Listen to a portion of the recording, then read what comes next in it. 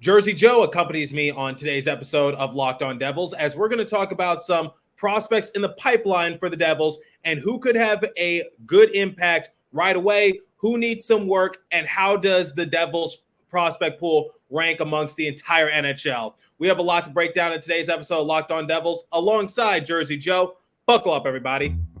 You're Locked On Devils, your daily podcast on the New Jersey Devils. Part of the Locked On Podcast Network, your team every day. Hi, this is Bryce Salvador, and you're Locked On Devils with Trey Matthews. Elliott scores! Oh, Steven stepped up, nailed it. Brodor's got the puck. What a shot. The Devils win the Stanley Cup. Alrighty now, what is up, New Jersey? Welcome back to the Locked On Devils podcast here on the Locked On Network. I'm your host, college hockey play-by-play announcer, Devils writer for Pucks and Pitchforks, and also part-time credential media member, Trey Matthews. I am joined alongside recurring guest of this show, my fellow writer over at Pucks and Pitchforks, who also landed himself a big-time gig. It is Jersey Joe. Now, Joe, you don't need any introduction. Like I said, you've been on this show plenty of times, and when Ben Burnell appeared on the show to talk about Devils prospects, when I played a clip from Locked On NHL Prospects, you reached out to me and you were like, you know what? I have some things to share in regard to the Devils prospects. So here we are. We're here to talk all things Young Guns. So how you doing? Doing pretty good. I actually was at Macy's when I got that email. You were at Macy's? Yeah, had to return some stuff, and I went to Land's End. But anyways, just doing some summer stuff, and one of the gigs that just popped up in my email after I emailed Draft Prospects Hockey constantly over the summer. So congratulations on the new gig once again. If there was anyone who deserves that kind of opportunity to do scouting and assess prospects, it's definitely you. You're one of my go-to guys for topics in that regard because I know you have the expertise for it. If it's any consolation, I actually talked with Ryan Novozinski of NJ.com about this, and I told Nova, I was like, look, if I need a go-to guy for prospects or things of all that nature, I'm going to have to go with Jersey Joe. And you know what? He agreed with me in that case. So you got some praise from the beat writer of NJ.com. Holy we love shnikes. you, Novo. We love you, Novo. Love Novo for the right reasons, of course. Anyways, let's dive into it. Okay, so Jersey Joe, after I spoke with Ben Burnell of Daily Sentinel Sports and also played a clip from Locked On NHL Prospects, basically it was quite clear, which is the main focus is on Alexander Holtz. Now, by NHL standards, he's not a prospect, but that's definitely a highly touted player that should be given a bigger role for the Devils this upcoming year. It's one of the reasons why I don't think Tomas Tatar is going to be back with the team. I think they're leaving that porch light on for Holtz so that way he can be given a fair chance to thrive. Then obviously during development camp, the talk of the town was Seamus Casey, Josh Philman, a lot of other Devils prospects like Lenny Haminaho, who was the Devils' first selection in this past year's draft. So I want to get your thoughts so far on the prospects as they stand for New Jersey. All right, so who do we start off with? Who do you want to start? Let's start with Alexander Holtz because that's how I started with Ben Burnell, which was what's going on with Holtz? Why does he thrive while playing with Sweden on the national level? Why does he do so well with Utica, but it does not translate into the Devils' system? Because I will give credit where credit is due. He's had some moments. He scored the first goal of the year for New Jersey against the Philadelphia Flyers. I think a lot of people, including myself, forgot that at one point. So he's had his few moments, but it's been nothing significant. So basically, Ben told me is that the system is not really all that different. It's the fact that Kevin Dineen gives Holtz a much longer leash. And now for the Devils, unfortunately, Holtz is the victim of their success. And unfortunately, since the Devils are now a playoff contending team, you can't really hold your rookies to that big a leash because every game in terms of seeding is so crucial. Right. Well, first off, you can't just have just all veterans. You can't have all rookies, but you need to have a mix of young blood in there. And I would give a little longer leash for Holt. I mean, give him 5, 8 games at least, because if I don't mean to interrupt you, but that's the thing. Like the last couple years, he's played in. I think this past season he played in either 19 or 20 games. So the thing is, like, he's been given that small sample size, but still nothing to show for it. Well, I mean, you got to give him at least power play 2 time if you're going to go on the power play. He's a shoot first type guy. And when he plays for a team like Utica or plays with Team Sweden, he's playing with younger players that play a similar style of hockey. They all have fluid feet, and they play a very good setup with the umbrella type system. And then they also play a really good point passing to the sniper system. So really, if Ruff is not going to give a guy like him enough day of light, someone else will take that time and maybe give a guy like a Brian Halonen more time on the power play 2 or play on the third or second line minutes, depending on who he's changing within the game. So what are your realistic expectations for Holtz? Like, where do you see him projecting? Because he's been compared to Phillips Forsberg, and I get why that's the comparison, because both of them are from the same country in Sweden, and Forsberg is obviously an offensive-minded player. But for Holtz, it's just like he's not there yet. He's nowhere close. Well, but the Devils haven't lost hope in him. Well, Holtz needs to be given more of a leash. And when he's given the right time of day and he starts clicking, then that Forsberg comparison becomes night and day. But if he's going to be given a shorter amount of time and less exposure and less lessons to learn, it's like saying, here's your permit to drive, but you're not given enough time to really drive and get simulated with real life lessons. Just think about that for a moment. That's like saying you have the ability to do something, but you're not really allowed to really use it. It's just useless. And eventually it'll come back to bite Fitzgerald if they were to send him to a team like Seattle and he starts thriving and scoring at will. I just want to say I was stunned that Holtz was not involved in the Timo Meier trade. I've said it so many times on this show, but it's just like, is he being groomed for the trade market, do you think? I think he is slowly being groomed for that, but I don't think a team with him being underdeveloped is going to want to necessarily do that unless you're, let's say, another team out west, southwest. Could be Arizona, could be San Jose, who might want an Alex Holtz. Plus, Eklund is out on another team, and they got a really good Swedish player in that. So, but the Devils really should give him more time of day and let him grow on the power play. He'll be a really good right-handed consolation prize on the Devils' third and second line wings.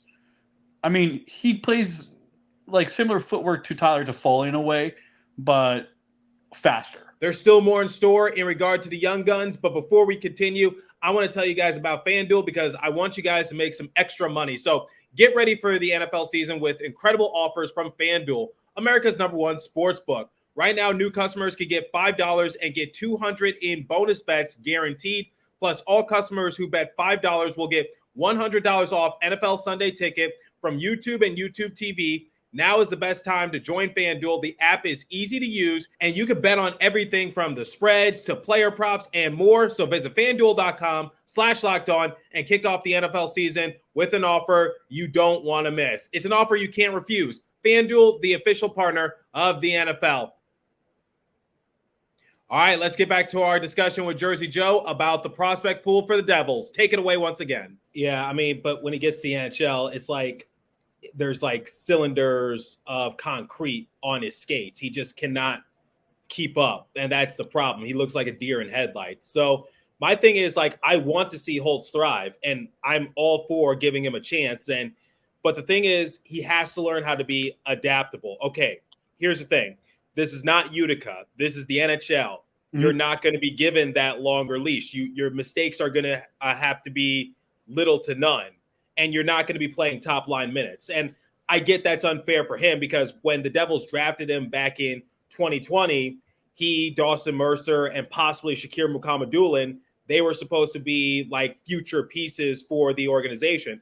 Obviously, Dawson Mercer is an essential piece for Devils' top six. He's one of the reasons why they're so lethal. But at the same time, the Devils got Timo Meier, they got Tyler Toffoli, so it's like it's not just a Dawson Mercer and a few other pieces.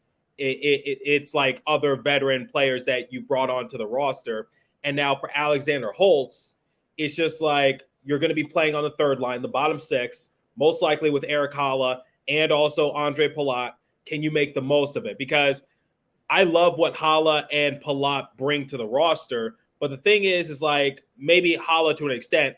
Haula can definitely take some of the burden off of Holtz's shoulders because I think that line will focus more on defense versus offense because the thing about Andre Palat, his offense is sometimes there, sometimes it's not. I'll give him the benefit of the doubt just because he was injured. And then for Eric Haula, we saw what he did with Jack Hughes, but I think Haula also wants to show that he is a much better capable goal scorer versus what he was this past season. I'm not saying he was bad, but he got off to a very slow start. He was just very unlucky. So that's my thing for Holtz. You got to be able to be adaptable. You're not going to be playing top line minutes. You're not going to be the guy that you're not one of the rebuilding pieces that's being built around you. You're now a puzzle. You're a puzzle piece. So I think that's what he. I think he might be a missing puzzle piece for some other team out there because right now this team's in a win now mode, and I'm looking at him as a guy that another team will want. I wouldn't go that far. The Devils are not win now. Their window is just opening. Like it's not like start Hughes, to win now mode. Well, here's how I define win now mode. It's like, let's say Jack Hughes, Nico Hischier, Jesper Bratt, Timo Meier, they're all like past their primes or towards the end of their contract. Then the Pittsburgh Penguins, they're in win now because Letang, Crosby, and Malkin are getting older. Gensel is hurt. He's going to be out for, I think, a few weeks to start the season. That's why they got Erik Karlsson because now they know their window is starting to close and you can't keep your main core together. So you got to do whatever it takes to try to muster up those wins. So a team like the Pittsburgh Penguins, like I said in a recent episode, they're in win now. But I think for the Devils, their window is just opening, which is if the Devils don't win a Stanley Cup this year or next year, it's not really going to be the end of the world because Hughes, Hischier, and Bratt and Meier, they're all signed long, and Dougie Hamilton, they're all signed long-term. They're all still relatively young. And like Fitzgerald just said, the window is just opening. This Devils team is going to contend for years and years and years to come. And I agree with that. I'm just saying now is winning time. We got to start getting those wins compiled. Right now, you got to look at the bigger picture where you have the Luke Hugheses of the world. You have the Brian Halonens that could come up on a moment's notice if a Holtz gets traded away for Karel Vejmelka and a big package. And you got to think about what the Devils want to do goalie-wise. And that's something that I've been thinking about where, like, Nico Daws, Tyler Brennan, and Cole Brady are all in the system, but there might be a team like Minnesota who got in a little bit of arbitrary dispute with Philip Gustafson, and the Devils might be looking at him as a possible piece. I'm not saying he is, but you got to look at those possible piece moves, and they might want someone like Alexander Holtz or someone else that would fit their timeline better. Yeah, so we'll talk about like final thoughts on the team towards the end of the episode, but let's now shift over to a few other prospects. So let's talk about some players you told me to keep my eye out for during development camp. So some of those names were obviously Josh Philman, Seamus Casey, Lenny Haminaho. I think you also said Tyler Brennan, Hallinan. There's a lot of players you told me to keep my eye out for. So obviously development camp is well over. I had a great time covering it. What are some prospects you have your eye on? Like who's projected in your opinion to have that boom kind of status, like just go up through the door in terms of their projections and capabilities? Well, if you're looking at offense, I mean, you're starting off with someone who's going to be in the AHL right away or could easily just jump into an NHL role and replace Miles Wood, would be Nolan Foote. For me, he doesn't equate so much a fourth liner long term. I see him being a third, second line winger. When it comes to the playoffs, he's going to do a mix of blocking shots, hitting, forechecking. He's going to do some back checking role, but he's got that heavy shot, and he can do whatever it takes to get himself to power through the open space or in an enclosed area where he's trying to evade the defense. And he used that size properly. And now I know this is going to be a little bit different, but we're going to talk a little bit about Brian Halonen. He's not so much a prospect.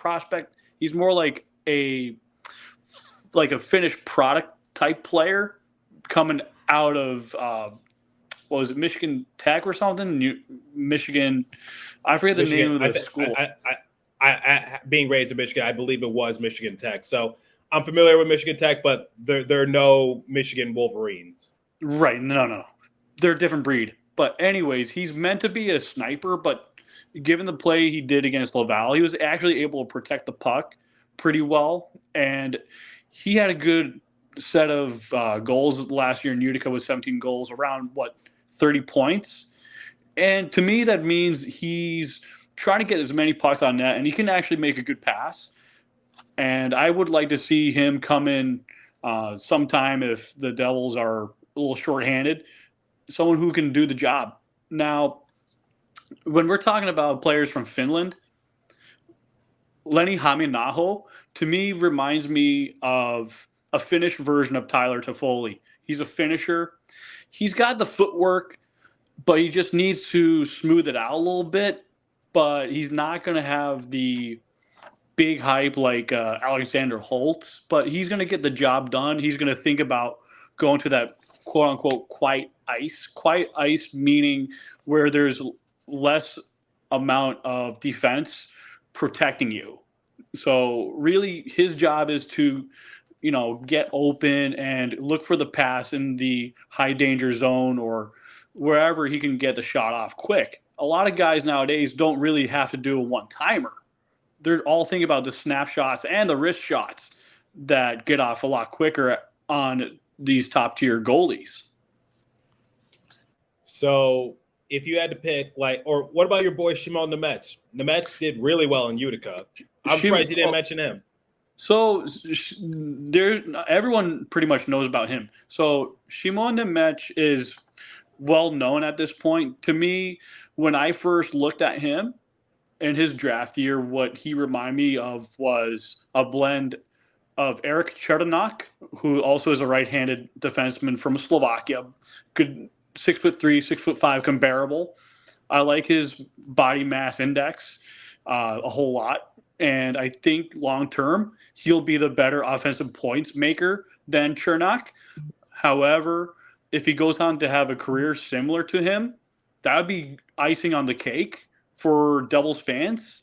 Also, if Brian Rafalski was a lot younger instead of coming into the NHL at age 26 and came in around 18, I think Shimon Nemec points-wise could pop through that Brian Rafalski points total. I wouldn't be surprised because he's got a really good shot.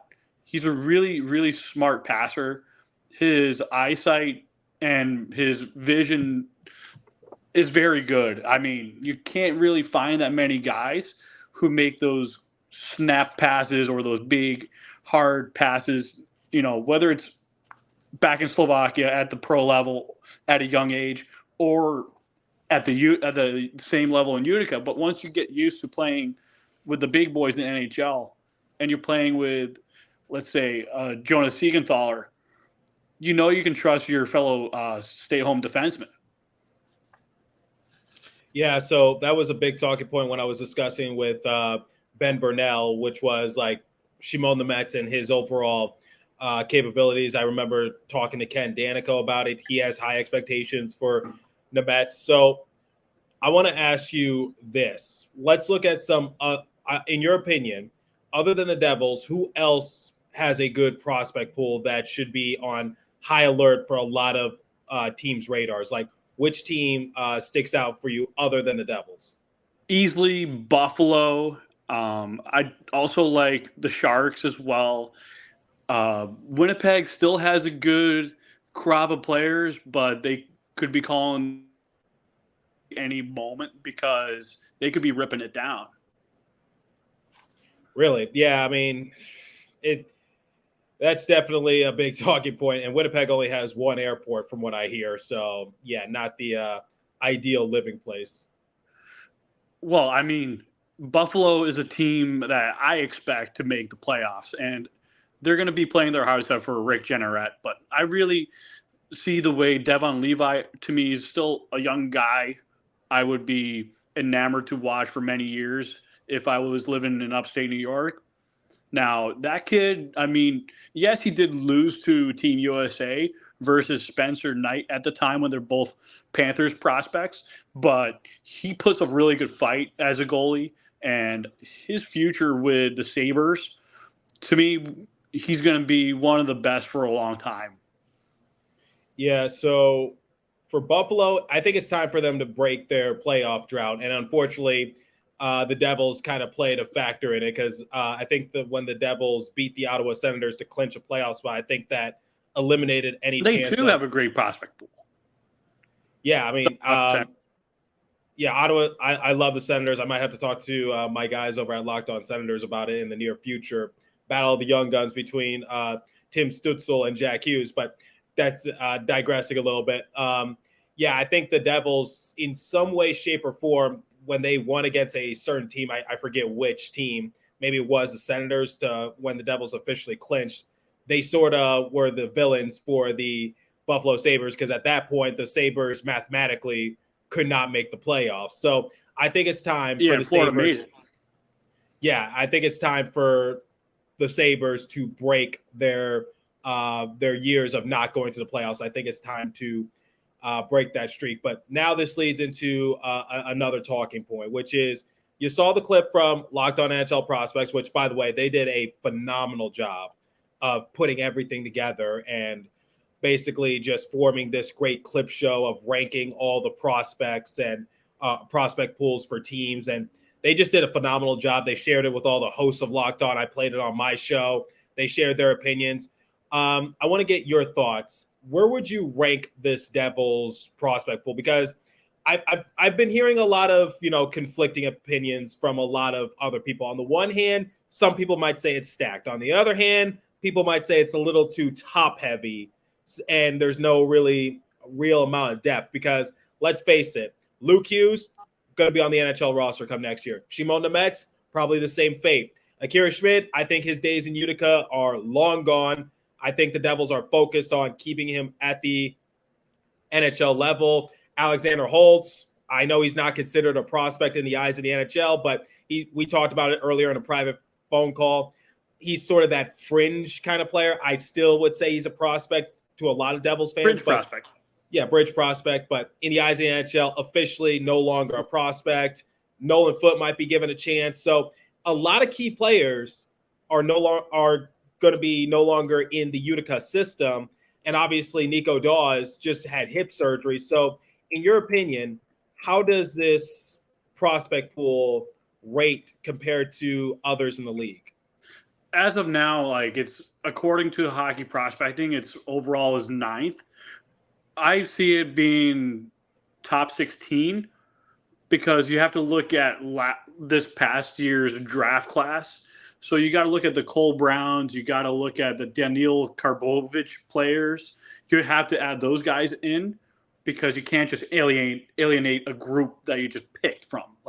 You really got to think about those guys because when you look at the Daniil Orlovs or the Artem Barboshas, as defensemen. Those guys are going to add some value coming up those new rankings or whoever from those past couple seasons for those other teams. I mean, it's one thing to have a really good prospect pool. It's important not to have a really terrible prospect pool because you don't want to be like the Pittsburgh Penguins where they have just pretty much mostly veterans and not enough young blood to inject.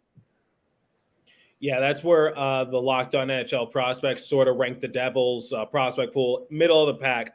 Not the best, not the worst. And I guess that is something you have to take into consideration because I think you do have to see like a lot of the Devils' top picks in more recent drafts. So like Dawson Mercer on the roster, vital piece to this Devils team. Shimon Nemets most likely will be on the roster. Alexander Holtz most likely on the roster. Shakir Mukhamadullin no longer within the organization, now with San Jose. But you replace him with Karapovich, who's a better version of him. Well, we'll see what happens. But Akira Schmid on the roster once again. But yeah, there's basically a new chapter is approaching in Utica because the Devils are still trying to give their young guns a lot of chances. So I would say the same thing. It's middle of the pack. Not the best, not the worst either, but I think it would have been a lot better had the Devils been, God forbid, worse. Like, because they would have gotten a better draft pick. That Timo Meier trade wouldn't have happened. So it's just like, if the Devils were the lottery team, like everyone was projecting them to be going into the 2022-2023 season, if the Devils kept on, held on to their first round draft pick, then maybe it would be ranked a little higher, but I can understand why people say it's middle of the pack. Now, here's going to be a player that you're going to have to keep an eye on that the Devils might add in at some time this season. Would definitely be Chase Stillman. And to me, he's a similar player that Tom Fitzgerald likes because what was Fitzgerald like before he made it to NHL? He was an offensive player. And I was listening to Chicklets a few episodes ago, and Tom Fitzgerald said, well, when I got to NHL, I didn't have power play time, and I had to think more defensively, killing penalties and creating plays and, executing. So you really think about what you used to do when you were a player. Now you look for those guys with those traits. Stillman may not be the most offensive player, but he can absolutely light the lamp when he wants to. And he's capable of it, but he can hit, he can block, he plays with snarl. And you need guys that are going to win puck battles. That's why they kept that late pick, because they saw value on the board and someone who can play that rough and tumble game in the playoffs. And you can't just, not have any guy with snarl other than like a Timo Meier or anyone like Eric Holla can be a little gritty at times, or like I may forget a few players off the top of my head, but there's so much to process. Right. And the future is definitely bright for New Jersey. Now, I asked you this like a month back, and I'm going to see where your headspace is at. With the Devils roster currently constructed, as in how it is in the present moment, what are your expectations for them? Like, do you think they need to like make a trade for another goalie? Do you think they need to add some more arsenal to their lineup? Let me hear your thoughts. Well, right after the 41st game, I would expect to see where the Devils are at once again, because you're going to look at teams who've been stinking starting around American Thanksgiving. Let's move a little bit forward in the crystal ball. The Devils are in playoff position, right? So let's pretend, let's say the Arizonas, and let's say Vegas is having issues with one of their goaltenders. Let's just say Laurent Brossoit or Logan Thompson. I think at that point, it would come down to a guy like a Karel Vejmelka, honestly, because he's playing for a team that has draft lottery implications, a team that has a 27-year-old goalie who's playing above and beyond his expectations for a team like that, and he really should be on a true playoff team. If you look at Money Puck, and I see a lot of value in his contract, and I see him being a guy that would fetch a fair goalie back. I don't know if you would give up a Dawes or a Brady type player, because goalies are harder to project. And this is why you usually sweeten the deal a little bit with a late round pick. So I think a Karel Vejmelka will help. And if there's something wrong with VTech and Schmid is doing phenomenal, you make that move. Or if you think you need a little extra cushion, you still should make that move, as long as it's not going to cost you 2 arms and 2 legs. Well, we'll see what happens. So, Jersey Joe, we talked basically everything about prospects. We talked about our expectations for them. We talked about how this roster is currently constructed. Before I ask you your final thoughts, I just need to hear your opinion, because I need to hear it from another content creator. Connor Hellebuck to the Devils either this year or 2024. But what are your thoughts on that? Next year. I mean, he's going to be a free agent. But will he take a team-friendly deal? I think he'll take a team-friendly deal in the offseason. Plus, I mean, New Jersey is not Winnipeg, Manitoba in Canada, so the taxes are a lot less. So then you got to think about, taking a team-friendly deal for Tom Fitzgerald. But I still think if Fitzgerald is able to pull off Hellebuck, it's not going to be for $9 million. It's got to be less, because you got to look at the cap in the next couple seasons. Keep in mind, it's going to slowly go up. This is the final year of Dawson Mercer's contract, and if he has another good season, he's going to demand for some money. Luke Hughes has 2 years remaining on his entry-level contract. So you just got to factor in that there are a lot of contracts that the Devils need to please. Yeah, and that's why I'm leaning on a Vejmelka-type player. And I would be a little careful with goalies that are 30 years and older. I'm not trying to be an ageist. I'm 34 years old. I understand what it means to see someone slowly degrade watching a hockey player as a goalie. We've seen Corey Schneider get too much ice time in net and not get enough time off, and his body eroded and he got Schneideritis. So this is why I can't stop emphasizing on the whole Schneider thing. This is why I stay away from the 30s and olders.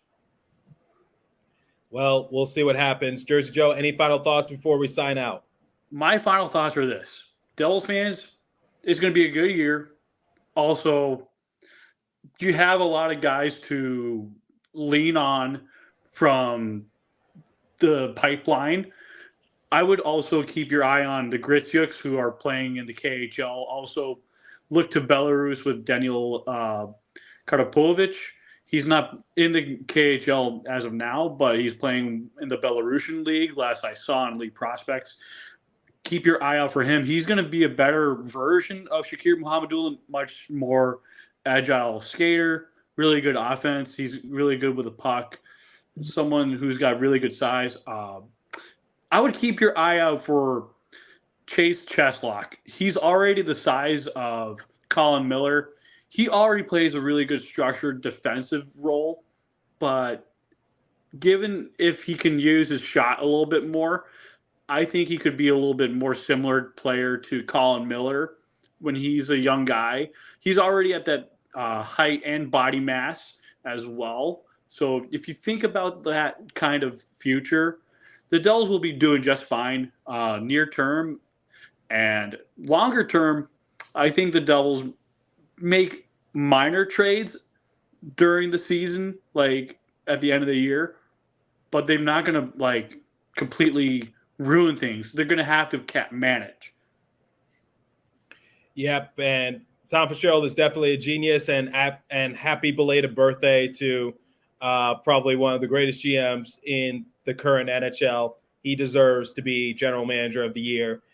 come next year. He deserved to be a finalist just this past year. But anyway, Jersey Joe, the pleasure is always mine, my man. Thank you for taking the time to do so and talk all things prospects.